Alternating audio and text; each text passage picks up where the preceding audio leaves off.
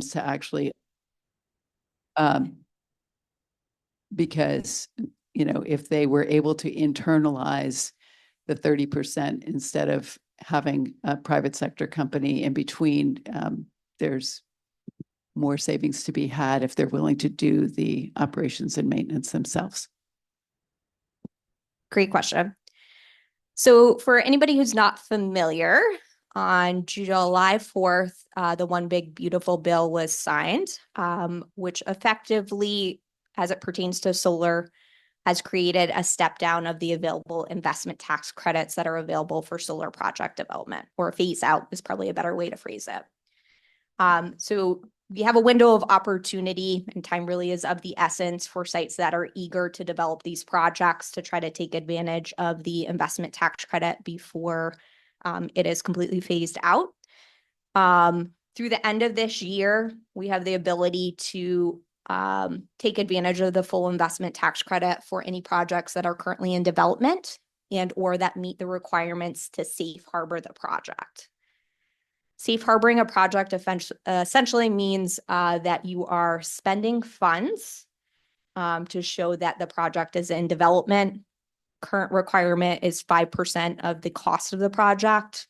We try to be a little bit more conservative and factor in a buffer there on our spend just in case project costs change throughout the development process.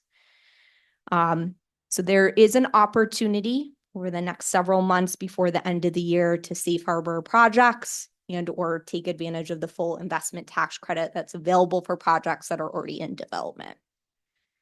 Things will start changing as of January of next year, where there will be additional requirements put into place, which just means that we have to meet the foreign entity of concern requirements in order to safe harbor a project through July of 2026. So put some additional requirements in place, but it would effectively allow you to take advantage of the investment tax credit for the solar project, as long as you are in development and or meeting those safe harbor requirements, including the fiat component. So there's ways to develop projects and still take advantage of the investment tax credit value as it currently stands, but it does require that projects begin development and or safe harbor in the very near future. And then the second part of your question, I believe, had to do with purchasing a system. That option always exists in municipalities where they can make a direct purchase for solar and or battery storage on site at their facilities. Green Bank does have a loan product that would be available if financing is needed. I will just tell you that I think every project that has been developed through our program has gone the route of the third-party ownership structure because it doesn't require that capital outlay and they don't have that ongoing operations and maintenance responsibility. So both options exist. Folks are just typically interested in that third-party ownership structure because it's simplified and they're not having to front the capital to complete the installation.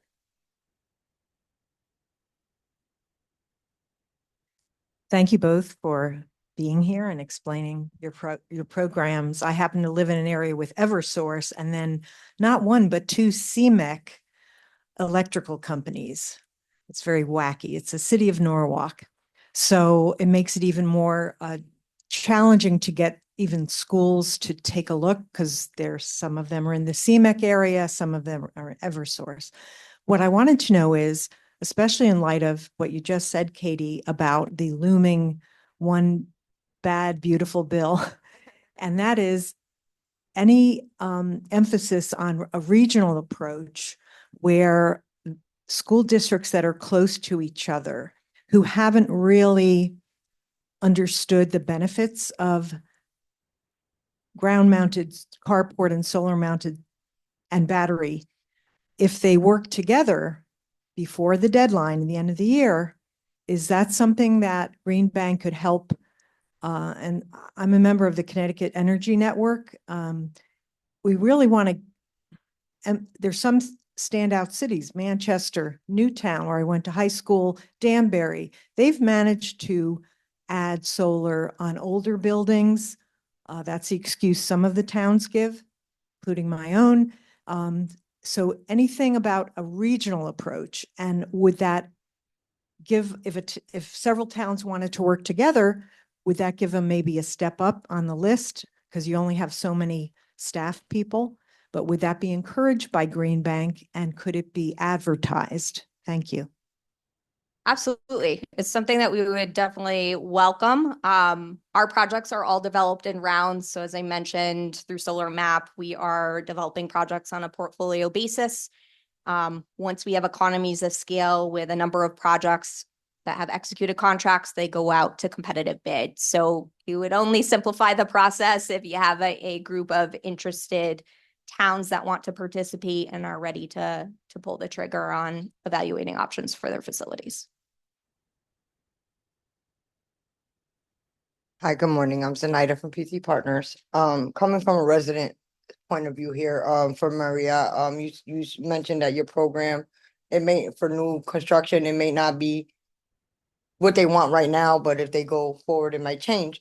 But if the person goes for it now and it changes in the benefit, where their program changed to better benefit, or would they be stuck in the original contract that they signed?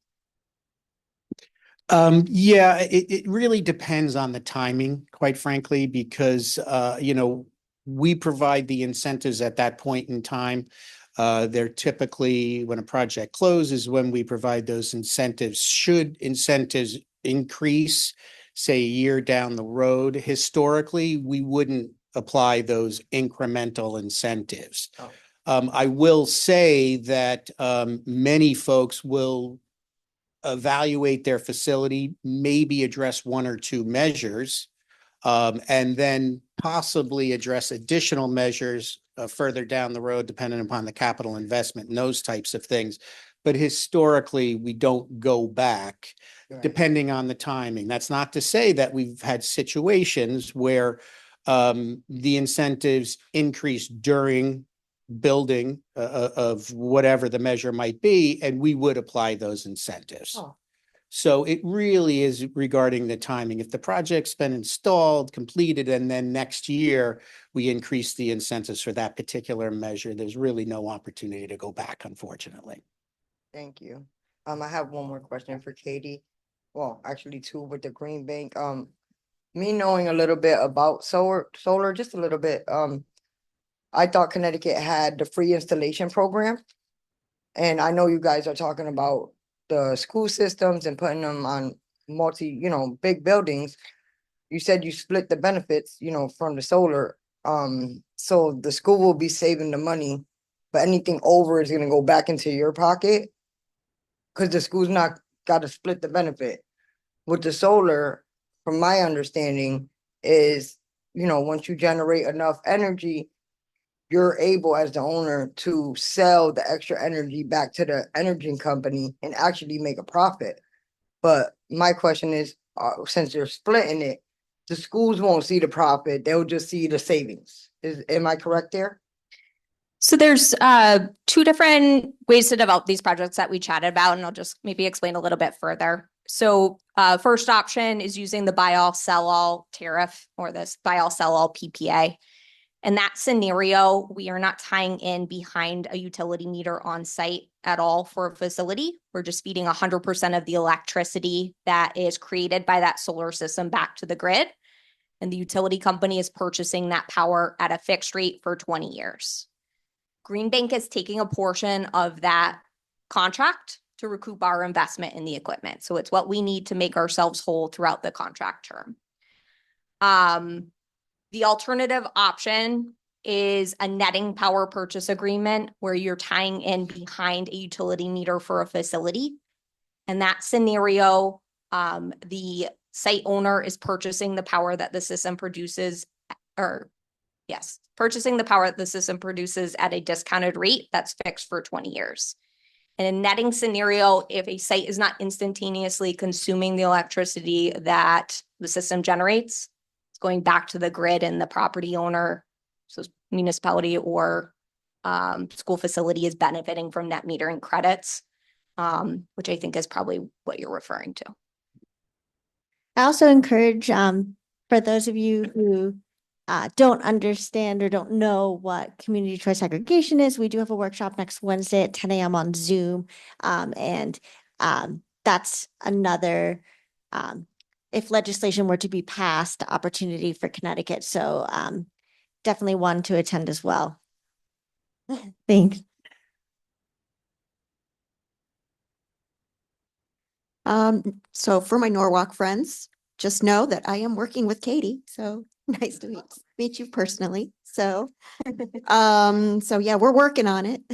And I did have a couple of questions actually. All right. So you both work with municipalities. So are you working together with municipalities or is it separate? So from the municipalities perspective, who you got to call? And also for you, Mariette, I had a question regarding promoting these programs to businesses. So I'm the sustainability director for the city, and I am trying to get businesses on board with all of this. So what are you finding works to get people to do it? What are you finding are roadblocks? How can I help promote this? Yeah, so in terms of partnership, we are separate entities with different programs, but we are working with the same target demographics. So we always encourage cross use of these programs to maximize, savings and efficiency on site for any facility that's interested in taking a deep dive into their sites. And just to build on that, we actually have a request from the regulator to develop a process for combining both our energy efficiency programs with battery storage, with EV chargers, as well as solar. So it's been mandated by the state. We have a committee working on it. I'm not sure what that's going to look like, but it's very much on the radar with the state. So it'll be interesting to see how that evolves, because the idea here is that if we, as the utility, are talking to businesses that are interested and invested in becoming more efficient, why wouldn't we combine that, or at least talk to them about battery storage, solar, EV, those types of things? There may or may not be incentives to support that initiative. Don't know. No promises. It's still very much in the early stage. One personal thing I'd like to build on that is my opinion is when you are looking at specifically battery storage and solar, in my opinion, the first step you should take is look at how efficient your building is. Okay, where are you wasting energy? Where can you become more efficient before building out a battery storage solution or a solar solution? I actually did this when I installed it on my home. It was required to do an energy audit. It was really a great experience, but more from a commercial standpoint, if we can first reduce your consumption by 5–10%, potentially you can reduce the scale of your battery or solar system. So economically, it makes sense. So those are the types of things that I encourage. And I think that's probably going to be a component of what we develop, with this committee. It'll be interesting to see how it works. There's a lot of issues there, but, historically we work together. If there's a financing component that we can't meet, we do talk to them, regarding PACE loans and those types of things. So there is some cross-pollinating. We can get a lot better at it, honestly. Your second part of the question, from a marketing standpoint, we've had phenomenal success in the small business arena. They're more approachable folks. You walk into a business and the decision maker, and that's a critical component of truly communicating the benefits of our program. So we have promotions such as Main Street, where we'll go into a town. It's promoted by the town that we're going to spend a month knocking on doors to promote our programs. We add increased incentives. In fact, right now, we have a solar, sorry, I'm thinking solar from my solar days experience. We have a Main Street kicking off in Bridgeport on Friday, where we are covering 100% of weatherization measures. and then incremental incentives on additional measures. So that would be a great example of a very successful program. From a larger commercial standpoint, we haven't cracked the code there. There's too many companies, in my opinion, out there in Connecticut that aren't even aware of our programs, and it's a challenge. It really is a challenge. So we do, your traditional marketing, online marketing. I've just developed a newsletter campaign where we're constantly touching base with decision makers. But ultimately, the challenge is identifying and sitting down with the decision makers. And that's the biggest challenge for us. So it's kind of hit and miss, quite frankly. And from the municipal perspective, your first phone call can always be your COG, West COG and Metro COG. You can see which towns we represent on our websites. Something that we're really looking to do with this climate action plan, part of the reason that we brought these workshops to you, is sort of demystify some of this information, and the focus of our plan is our municipalities. So we hope that plan is a really clear roadmap for doing, starting with, this is my project, who do I call? But while that's in development, if you have something, I did not know that there was maybe deadline for trying to get some things in, you can still call us and we can help you find the right person for the project you have in mind. I'm curious as to whether renovating the rooftops can be included in the financing and how much that erodes the savings on average. And then my other question is, can nonprofits who do after school, can their facilities be included in the school carve out? And also for you, can nonprofits who have less than 2 million in revenue be included in your small business program? Sure. So I'll say that make-ready costs have always been a challenge for municipal and school facilities and just solar in general. And that could include things like roof age and condition, like you mentioned, or it could include other things like structural upgrades that may be required for a facility. There's always an opportunity to look at whether or not a project can help absorb the roof costs. Some scenarios it can. Sometimes it's just a portion of the roof costs that can be absorbed by the project. And depending on how tight the project economics are, you may look at reverting to an alternative development option. So things like carport canopies or ground mount installation. I mentioned in the new green school carve out that's brand new as of February of this year, there are additional adders to help incentivize development of carports because they are a more expensive installation type. But it's a good alternative to consider if roof age and condition is a concern, and or you might find that facilities are midstream through the useful life of their roof, meaning they might have 8 to 10 years left and it doesn't make sense to install on the facility, but it also doesn't make sense to pull the trigger on a re-roof. So we explore those options. Generally, we'll ask a site to gather a re-roof cost estimate, and we can kind of run the scenarios and see what makes sense and or make recommendations for alternate development options like a ground mount or a carport. And from a nonprofit standpoint, yes, they would absolutely be eligible and be able to take advantage of our programs. There really isn't any that I can think of off the top of my head, any business type, facility type that we couldn't apply our incentives to. It's really a question of whether it makes economic sense for that particular customer. Thank you. The gentleman is from Avangrid or UI. Correct. Much of West Cog's territory is Eversource. So is there anyone here that could either have Eversource send out how they handle outreach, because it's much different than UI. I always wish that we could replicate how UI has handled solar and some of its other projects.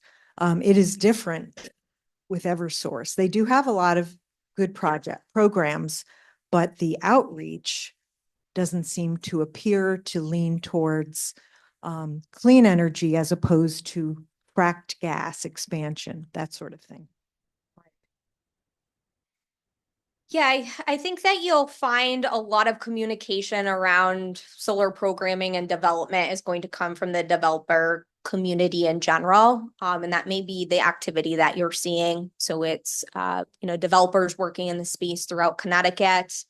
Green Bank obviously plays a role in that through our solar marketplace assistance program, really just educating folks on the incentives that are available for both solar and battery storage deployment. The utilities do run a joint webinar twice a year, providing an overview of the commercial incentive program for solar project development. The utility auction cycle opens up in February of each year, and there is generally a joint presentation between February and March. And then the second auction cycle happens to be August and September each year. So there is actually a presentation if you're interested in listening in with an overview of this next utility submission cycle. And I believe it's Wednesday of next week at, I think, 10 a.m. And that's publicly available on UI and Eversource's website. If you Google NRES, you'll see a link to the webinar. Marriott, would you speak to that just from an Energize CT perspective, going to Energize CT's website as sort of a landing page? Yes, most of our materials, forms, videos, these workshops, they're all on Energize CT. That's a very good place to start. What you'll see on our individual websites are consistent, but it'll be more comprehensive information on the Energize CT site. Historically, that's where it goes first. And what we're looking to do with our plan, to the extent possible, is to localize some of those resources so that our plan, as we mentioned, is a roadmap for, I can look at this and say, I have this project, where do I go, who do I call? So I'm not familiar with the auction term, but I think it might be referencing what the utilities are able to offer for a 6-month period. And I'm wondering if someone could explain why it's not an annual period, because even an annual period is quite a short planning cycle for any institution, private sector or public sector. And it seems to be a waste of resources. I remember when I got my home energy audit, the home energy audit companies were saying, we're going to run out of our allocation. And I said, well, how long of a period was the allocation? So can you talk about how PURA regulates these two utilities and why there's less than a year in terms of what gets allocated for energy efficiency and solar programs? So I can touch upon the solar component and then I'll pass it over to you. So the way that the commercial solar incentive that we would utilize for these projects work is through what's called a blind auction, effectively. The program that's currently in place is called the Non-Residential Renewable Energy Solutions Program. We're currently in year 4 of 6 of that program. So there's 2 windows per year where you have the ability to submit for and look to secure utility incentives for a specific project. Those incentives are going to be broken up into buckets based off of the size of the project that you are looking to develop. So anything that is under 200 kilowatts AC, the value of the incentive or revenue contract in both Eversource and UI territory is administratively determined. So you know the value of that contract that you're looking to secure. You have a 2-week window to submit an application. If it's oversubscribed, they're going to base the allocation or who they select based off of who submits first within that period of time. Anything that's over 200 kilowatt AC goes into the blind auction that I just described. And that blind auction process is basically where you know the cap of the incentive that you're able to secure for a project. But you don't know where other developers in the state of Connecticut are going to submit in for a particular value for a project. So you're going in blindly. You only know the cap or the max value that you can bid in at. And you have to make an educated decision in terms of where your project is going to pencil and where you think you're going to win a contract. They only open up 2 windows per year. That's what it's been for the last couple of years. And that's the cycle that we're subject to. So we have one more opportunity this year, which opens up in August. And then it'll close mid-September to get applications in. And then the utilities will start awarding projects. So maybe to just close out your question there, these projects are evaluated far in advance of that auction cycle, where you're typically working through the solar map program or a private developer to evaluate solar options for your facility. And that's going to be based off of an assumption of what you anticipate securing for a utility award for the project through either Eversource or UI. And then when the queue opens is when applications get submitted, and you ultimately need that revenue contract to be able to move forward with developing a project. So it's not, you're planning in advance of when the utility auction opens so that you have a project with set parameters that you're ready to submit in under. And just to build on that, when you talk about the timeliness of it and why is the window so tight and so on and so forth, it really is a function of availability of funds. The demand is significant. There's only so many dollars, so that the window for evaluating these competitive bids is tight because there's only so many projects that can be supported over the course of a year. Unless I'm inaccurate, that has been my experience being removed from the solar space for a handful of years. But I did want to also, I know this is a commercially focused discussion. The residential program is available year round. The tariffs are available year round. So I just, wanted to plant that seed here as well. I had a question. From your own personal perspectives, this is a growing space. What would you like to see expand? What services, what programs? For me or Both. both?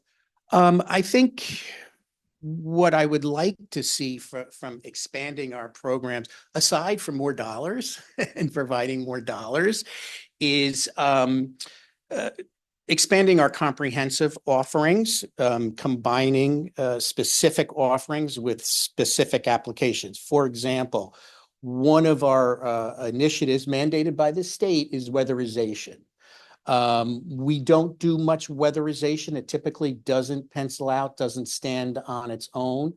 We will hopefully develop programs where potentially, if you are putting in a heat pump, mandating that you do a weatherization audit, and this is me talking, okay, so this is not in place, where a scenario might be if you do take advantage of a weatherization measure on top of the heat pump replacement, maybe there's incentive adders there or additional finance, those types of things. That's in broad strokes, very simple, low-hanging fruit that will be developed over time.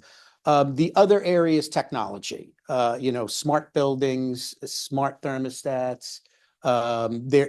There's controls for motors. There's many controls out there that aren't here yet. We're constantly evaluating new technology, evaluating its appropriateness for our programs that we have. Potentially, we're doing a few pilots, some new window technology, for example, some additional controls for hotels, specifically for, package terminals. When you go in a hotel, they have individual units, those noisy things that keep you up at night in a hotel. There's new technology in that area that we're exploring. So I think it's really going to be technology driven because there's only so much we can do with limited resources as far as incentives. And on my end, I just say expanding access and development to solar and battery storage. We see a ton of solar development throughout the state, but I would like to see more paired projects with battery storage so that we can see that we're maximizing savings to each site, And again, that resiliency component is a huge consideration that I think is an afterthought in many cases. So wherever and whenever possible, developing joint projects is what we'd like to see additional movement in. So we have just one last question and then we will, oh, two last questions. Will you bring the mic over? Yep, fine.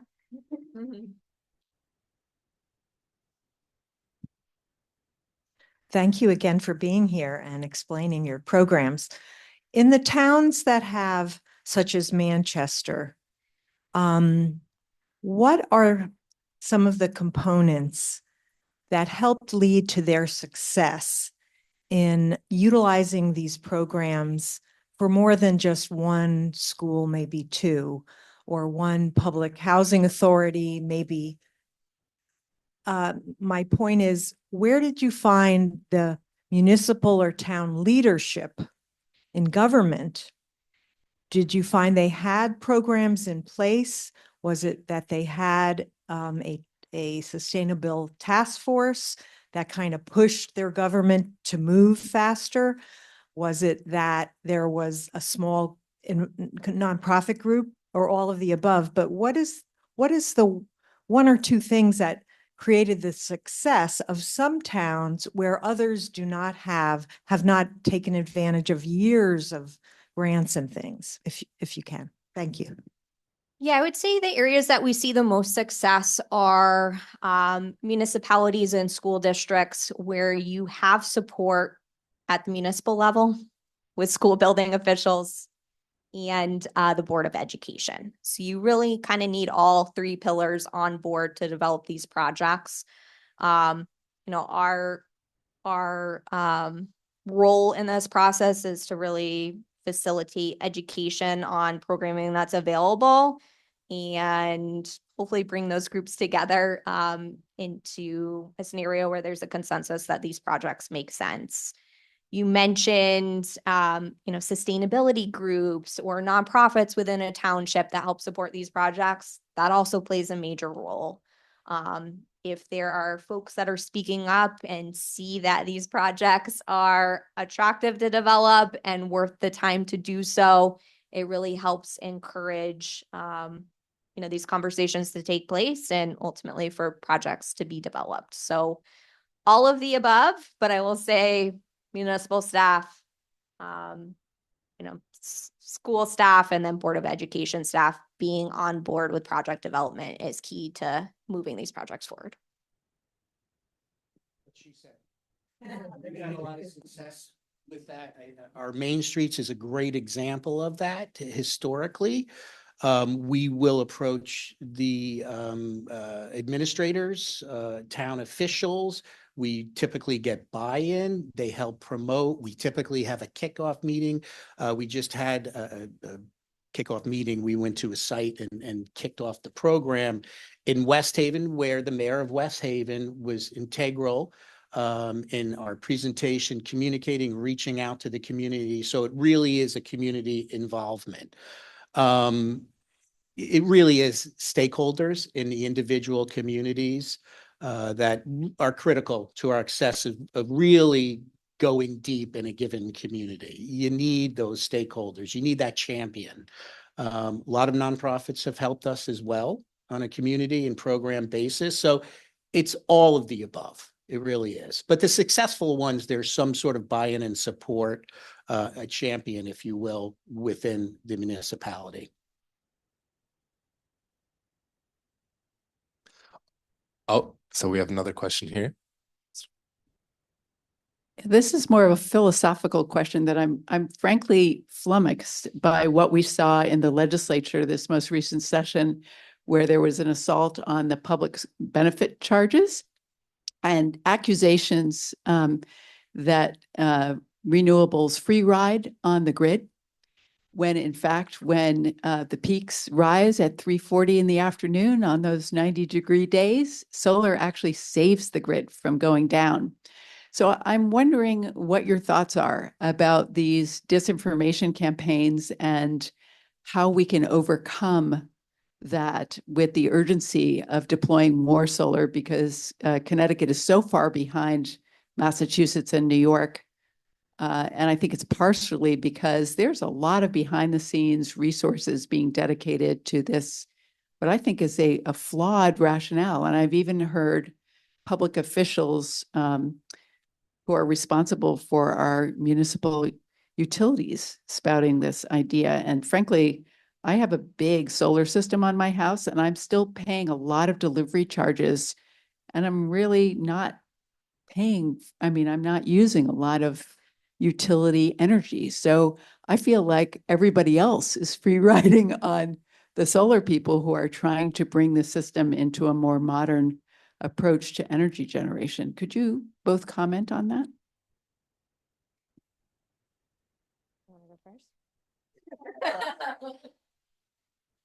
Going to try not to get political here. This is the nature of our industry. What it simply comes down to, in my opinion, and this is me talking, I probably shouldn't answer this question. I've been instructed to you're welcome to talk to our corporate communications, but it's a balance. Our electricity rates are significant. Okay, and there's a lot of pressure to downward pressure on our rates, and I think fundamentally those were the issues, the underlying issues for this battle that we just went through. And you're right, there's a lot of misinformation, and quite frankly, there's a lack of understanding of what's involved. For example, we just restructured our electric bills into 3 components. One of those components, the delivery, is what we control. Okay, the public benefits charge, for example, is state mandated. We don't have control over that. We do have control over how it's spent, of course, but that's not the utilities. And unfortunately, being a utility, we are a target of many of these grievances. So it's a challenge. We've done a lot of work in communicating, counter balancing this misinformation, but we have a lot of room for improvement. So from our perspective, that's the challenge for us. I really don't want to go any further into what's driving this, but what you are talking about is recognized and very true, and it's a constant battle.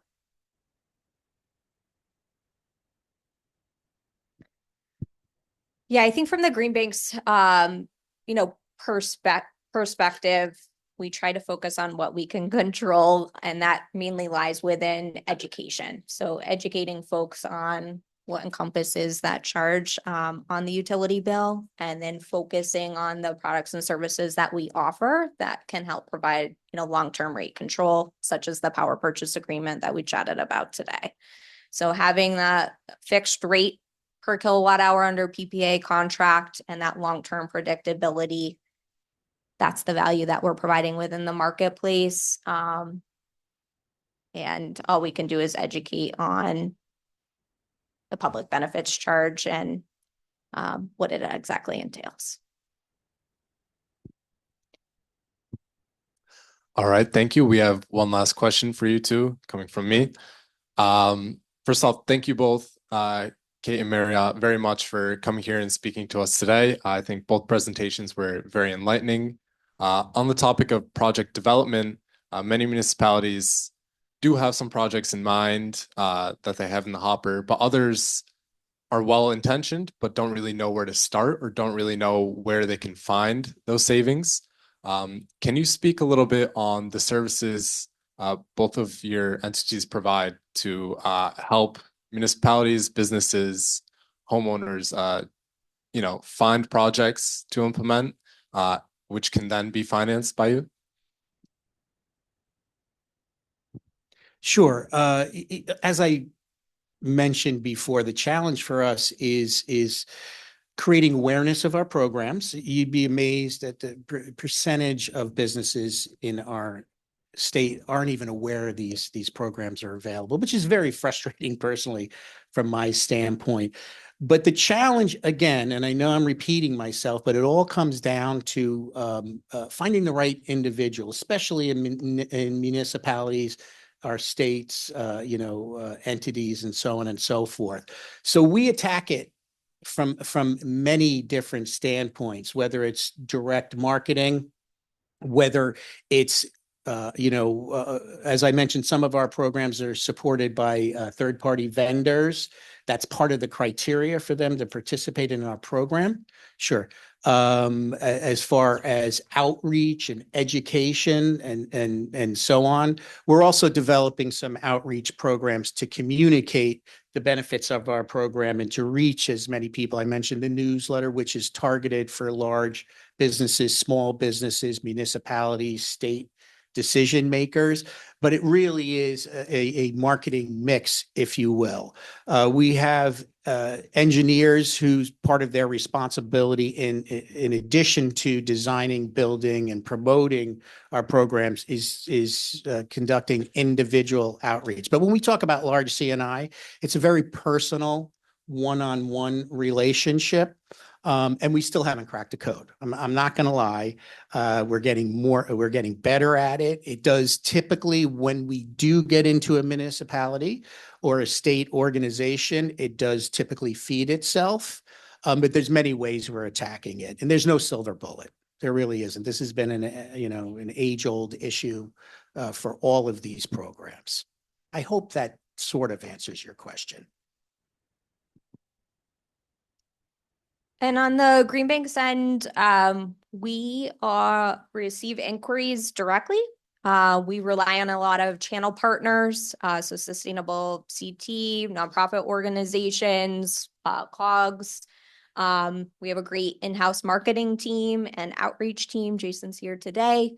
And then, our specific programs are also doing direct outreach to, property owners, commercial building owners, municipalities, state agencies, affordable housing, any of the verticals that we work with to inform them about the services that we offer and the financing options and programs that they can take advantage of. So we kind of all work together to educate and make folks aware of our offering. Thank you so much to both of our presenters. If there are any follow-up questions, please feel free to email them to Nick and I, and we will follow up with any questions that were not answered. We have a little bit of time, so we have just 2 shout outs we want to invite up. Thank you. We are going to first, thank you, Katie. Thank you, Marriott. We're going to first invite up Emily Push of the Connecticut Deep, and putting Emily on the spot here. So this is not a presentation, but just to inform you of CT Deep's similar effort under the EPA Climate Pollution Reduction Grant. Thank you, Lindsay. Good morning, everyone. I'm Emily Pish from the Office of Climate Planning at Connecticut Department of Energy and Environmental Protection. As was mentioned earlier today, the state is also doing a comprehensive climate action plan. We're hoping to build off of a lot of the work that our regions are doing that's led by our councils of government. Both West Cog and Metro Cog have done a great job over the past several days running these meetings, getting feedback from you all and for other groups. We'll be doing a lot of the same, but at the state level. So trying to encompass a lot of this regional work that's done and apply it more across the board at the state. So there will be some engagement events that we'll be doing. We'll be reaching out to folks, asking for their input. We do want your input. Even if you have a different opinion from me than what works, please, we want to hear from you. We can be reached at deep.climatechange@ct.gov. My last name's tough to spell, but that's an easy email to spell, deep.climatechange@ct.gov. And as Lindsay mentioned earlier, our plan is due July 1, so we've got a bit more time to work on this. So we're very excited to take all the work that our regions have done and incorporate that into the state plan. So it's really beneficial to us at the state level that we can kind of funnel everything up, but we'll be covering all the same sectors, a lot of the same topics, just slightly broader focus. So yeah, reach out to us at that email if you have questions. Otherwise, we'll be here toward the end and can talk to you folks, but thank you. And we'll share that email address as well in our follow-ups. And then lastly, we'd like to invite our planning director at MetroCog up, Megan Sloan, just to shout out MetroCog's currently updating our regional plan of conservation and development. Okay, and building on what Emily said, this has just been really impressive, and, MetroCog staff and WestCog staff and our consultants have, done a lot with organizing these events. So the Regional Plan of Conservation and Development, it's, looks at the region over a 10-year period. This is MetroCog, so it's Bridgeport, Easton, Fairfield, Monroe, Stratford, and Trumbull. If you're a resident, someone who works in the area, a stakeholder, please visit our website. We have a survey out. We have a bunch of other ways to participate in the plan, and let us know how you'd like to see the region over the next 10 years. Some of the topic areas are economic development, natural resources. Everybody here probably has a stake in that, housing, neighborhoods, transportation. So we'd love to hear from you. Here you go. Do you have a website? Oh. Yes, it's right here. And there's postcards outside that has our website, a shortened version. They look like this. And a link to our survey, a QR code. But there's a lot of other ways to participate as well. We're having, a photo contest, and then any community organizations are invited to host what we call table talks, and that's kind of a organization-led discussion about what's important to you, and you just do a report back to us. Thanks, Megan. So we're not kicked out at any particular time. I personally have to go around noon, but if there's someone you wanted to pull aside and they have the time, feel free to do so. Thank you to our virtual presentations. We're gonna stop the virtual presentation now. And again, Nick and I, feel free to follow up with us at our email addresses with any additional questions you might have, and we will follow up with you personally. Thank you. And we'll see you next Wednesday.